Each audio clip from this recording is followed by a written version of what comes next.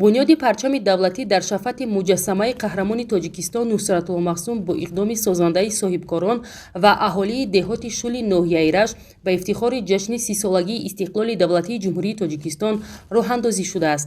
Парчами давлатӣ чун рамзи давлатдории миллати тоҷик ба шумор рафта, соли ҷорӣ дар раванди корҳои ободонӣ дар маркази ҳар як ҷамъияти деҳоти ноҳия чунин майдонҳо бунёд шуда истодааст. Дар ин мавзеи Навобод мардуми деҳа тасмим гирифтанд ки дар раванди корҳои ободонӣ як майдони варзишии болопӯшида барои ҷавонон бунёд намоянд.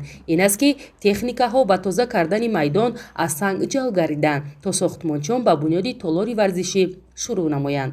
Сохтмони маркази тиҷоратӣ дар шафати шоҳроҳи мошингарди байни Ғарм ва ҷамъияти деҳоти ба номи Боқӣ Раҳимзода аз ҳисоби соҳибкори маҳаллӣ амалӣ шудааст, зеро солҳо боз мардуми деҳот ба чунин марказ эҳтиёҷ доштанд. Дар деҳаи Рувоз бо афзоиши аҳолӣ зарурати бунёди бунгоҳи тиббӣ пеш омад. Ин аст ки мардум дастаҷамона бо кӯмаки мақомоти маҳаллӣ ва дигар шахсони саховатманд дар муддати кӯтоҳ корҳои сохтмониро анҷом дода, иншоотро ба истифода доданд, то беморон дигар ба маркази ноҳия ва шаҳраки Навобод нарафта дар ин муассисаи тандурустӣ ба табобат фаро гирифта шаванд.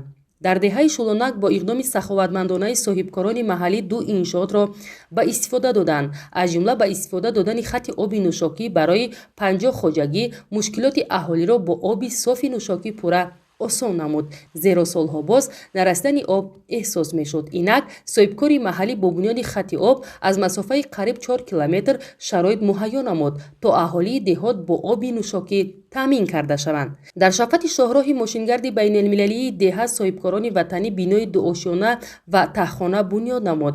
Бинои таххона аз рӯи лоиҳаи меъморӣ асосан барои ҳаммом ва ду ошёнаи дигари иншоот ҳамчунин маркази тиҷоратӣ фаъолият дошта. Аз ин ҳисоб 12 нафар ҷавонони маҳаллӣ соҳиби ҷойи корӣ шуданд. Ҳамин тариқ дар ҳудуди дигар деҳоти ноҳияи Рашт бо иқдоми соҳибкорони маҳаллӣ сохтмони даҳҳо иншооти дигар дар арафаи истифодадиҳӣ қарор доранд.